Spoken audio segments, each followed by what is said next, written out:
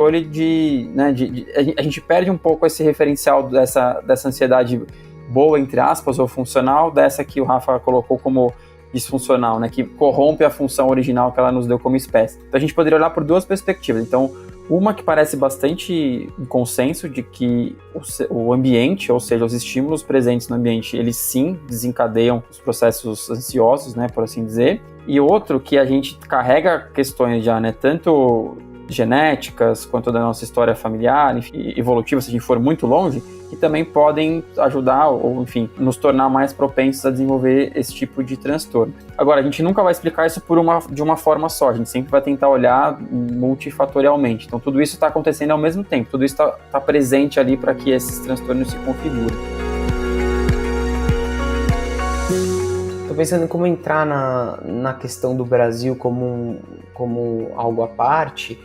E é difícil, né? Porque nosso Brasil é tão complexo, não só porque ele tem, né, clichês à parte, proporções continentais, mas são muitas culturas diferentes envolvidas e num país emergente economicamente falando, então tentando se encaixar num contexto global de economia sem tantas vantagens quanto outros competidores, sem esquecer que a gente tem uma população que, no geral, nunca foi investida de educação básica, então também a gente tem as pessoas se sentindo menos preparadas para integrar um contexto maior, mas assim, isso precisaria de outros especialistas para falar, mas acho que o que ajuda a gente a entender, no geral, a ansiedade, e daí cada um encaixa na sua vida e no seu país, imagina que a gente tem um cérebro que é um buscador de padrões. Ele está o tempo inteiro lá nos bastidores tentando entender e gastando energia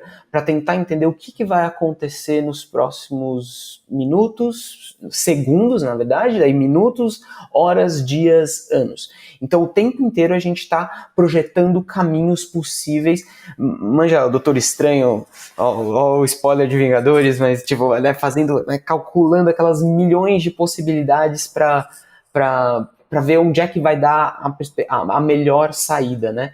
Uhum. Então, imagina que você está vivendo num país cuja taxa de desemprego está aumentando, e nem entrando ainda no modo coronavírus, né? Então, mas a gente está vivendo num país cujo, de repente, a sua subsistência está ameaçada, ou você é uma pessoa você é uma pessoa mais velha que está morrendo de medo do aumento do uso de drogas, e como a juventude está perdendo o caminho porque eu cheguei até aqui, ou porque você é um jovem e fala, olha, os meios de trabalho, a tecnologia, a inteligência artificial vai entrar. Isso tudo está sendo armazenado como informação no seu cérebro, e ele está tentando bolar como é que eu vou fugir, como é que eu vou sair dessa de uma forma positiva.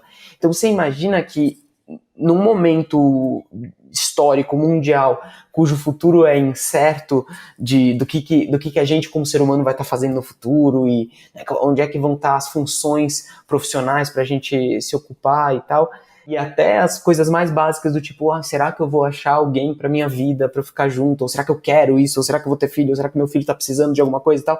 Isso tudo vai se somando e a gente vai começando a entrar com a ansiedade, a ansiedade como esse monitor de estresse, de tentativa de solucionar, ele vai chegando num nível de sobrecarga mesmo. Então, a gente começa a entender como essa questão das ameaças futuras vão entrando na nossa vida e causando essa ansiedade patológica, esse transtorno, né? Não é só de vez em quando que a gente passa por isso. A gente está mergulhado nesse contexto geral. Eu já vi, assim, modo de falar, né, que ansiedade é você não estar no presente, né? É você estar sempre no futuro. Isso que você falou do Doutor Estranho é muito real, porque quando tem esse tipo de pensamento ansioso, você pensa em todas as possibilidades e todas as tragédias que pode acontecer. E você se sente na obrigação de resolver essa tragédia que vai acontecer daqui meses, sabe? Que você já conta que você vai pagar até sei lá o quê. Então é uma urgência para agora, né? Tipo, eu preciso fazer...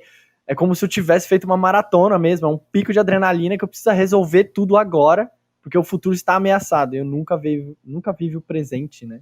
E o Beto falou no começo lá como tem uma ligação com a falta de controle. Então, por mais que você tente resolver tudo agora, na verdade você tem pouco controle sobre a situação, porque se você está preocupado de ficar desempregado assim que você se formar na faculdade, o que você pode fazer agora para resolver isso? Eu vou estudar pra caramba para ser o melhor da minha sala e meu currículo ser diferenciado e eu vou fazer vários estágios e tal. Tá bom, você está fazendo o possível, mas talvez isso não aplaque sua ansiedade mas e se isso não for o suficiente? Então, acho que grande parte do que marca um transtorno é esse pensamento que acaba sendo catastrófico, que você fala, eu tô tentando dar conta de tudo, mas tem algo que tá fora do meu controle, eu não tenho como abarcar, não tenho como pegar e mexer.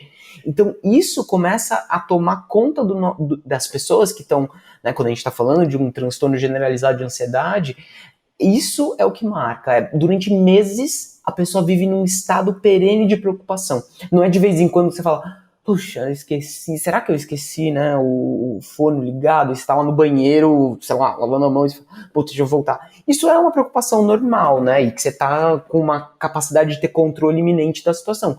Quando a gente está falando de um transtorno de ansiedade, você imagina algo que você não tem controle, está tentando ter controle sem nenhum resultado positivo durante meses. Então, isso sobrecarrega a gente perde muita energia. Você imagina quem consegue trabalhar direito, dormir direito, daí você não dorme direito, você já não trabalha direito, você já não cuida das pessoas que você gosta direito. Então, as pessoas acham que é um pouco frescura, né? Ainda tem esse estigma da depressão, putz, ele tá triste, não, é normal. Ou o outro, é ansioso, é preocupado demais.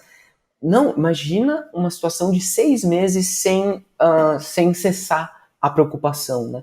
A pessoa não funciona mais, ela fica disfuncional, e aí uma pessoa disfuncional acaba tendo mais ansiedade, porque ela se percebe disfuncional. E isso acaba sendo um ciclo, né? Pegando a sua fala, Rafa, porque eu acho que isso descreve bem alguém que sofre, né, desse transtorno, enfim, que vai para muito além da preocupação normal, né? Ele acaba virando um ciclo. Então, tem uma expressão, né, que a gente usa na psicologia que é a esquiva, né? Na ansiedade a gente poderia até falar da esquiva fóbica, que você começa a buscar formas de sempre fugir desses estímulos que são os estímulos que disparam em você as sensações e os sentimentos de ansiedade.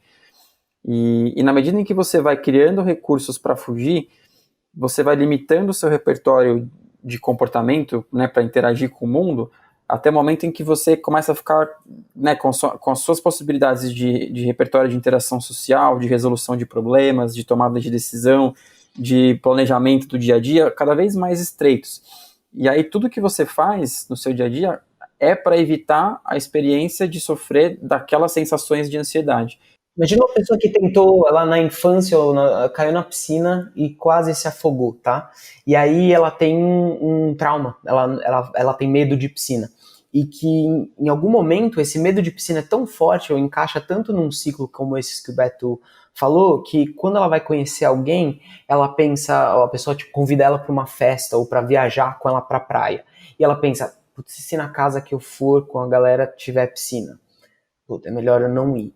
E a pessoa começa a se privar de interagir socialmente para evitar aquilo que causa medo. E, a princípio, aquilo diminui a ansiedade, que ela fala, ainda bem que eu não fui, não vou estar estimulado, não vou estar frente a esse estímulo, esse gatilho que é a piscina. Mas o que acontece é que, sem confrontar, e confrontar é uma palavra errada nesse momento, mas assim, sem se expor a esse gatilho, ela de verdade só tá piorando a força daquele trauma. Ela tá cada vez pior. Eu não posso ver piscina, nem filme me dá, né? Eu não posso. Cada vez mais eu vou esquivando daquele gatilho, e isso, ao invés de reduzir a ansiedade, isso vai aumentando a ansiedade a longo prazo. E vai diminuindo as possibilidades que essa pessoa tem de interagir com o mundo, porque ela passa, então, a não mais encontrar pessoas, porque, eventualmente, ela começa esse estímulo, né, que o Rafa escreveu, a piscina, eventualmente vira banheira, eventualmente vira tudo que tem água, eventualmente ele pode ser pareado com as pessoas que estavam lá presentes naquela festa, então ele passa a evitar os amigos da escola, que eram as pessoas que estavam naquela festa. E aí um convite para encontrar os amigos da escola já vira um estímulo pré-aversivo, porque o aversivo seria encontrar com eles. O convite já é um pré-aversivo. A partir do pré-aversivo, ele já começa a esquivar, então ele não vai. Ou se ele for, ele sai antes, né, porque ele não consegue entrar, ou ele foge, né, da situação. E isso vai cada vez mais reduzindo o repertório e as possibilidades que essa pessoa tem de interagir com o mundo. Então aí, nesse processo, você acaba tendo um padrão, né, de comportamento muito, muito restrito e estereotipado, que basicamente está buscando esquivar, né, dessas experiências.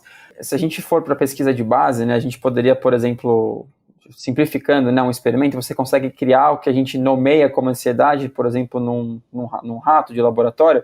Se você apresenta para ele uma luz de determinada cor e 30 segundos depois você apresenta um choque, por exemplo. O choque para ele é o estímulo aversivo, e a partir do momento que a luz for apresentada, ele já vai começar a emitir, a eliciar as respostas de taquicardia, ele vai já começar a ter as reações diante de uma ameaça que está lá na frente, porque ela já foi sinalizada pela luz. Agora, esse ratinho, ele não consegue pensar que semana que vem ele tem uma reunião importante e começar a sofrer com essa reunião importante, porque ele não tem essa linguagem, essa capacidade de elaborar isso na cabeça dele. A gente nunca está no presente, né? Porque a gente tem uma linguagem, os nossos pensamentos, né, que estão acontecendo aqui sem parar na nossa cabeça, eles estão jogando a gente lá para frente. E aí, qual que é talvez o maior motivo, né, de sofrimento hoje? É que a gente tenta esquivar, às vezes, da gente mesmo. Só que como é que eu esquivo de algo que está dentro de mim? O exemplo que o Rafa trouxe de pular na piscina e tudo mais, é verdade. Agora, eu posso ter tido um pensamento naquele momento que quando eu tenho esse pensamento de novo, eu quero fugir dele, porque ele também está pareado com aquela emoção, com aquela sensação aversiva. Só que ele está dentro de mim. Como é que eu fujo de uma sensação e um pensamento que não está lá fora? Eu não posso esquivar simplesmente dele.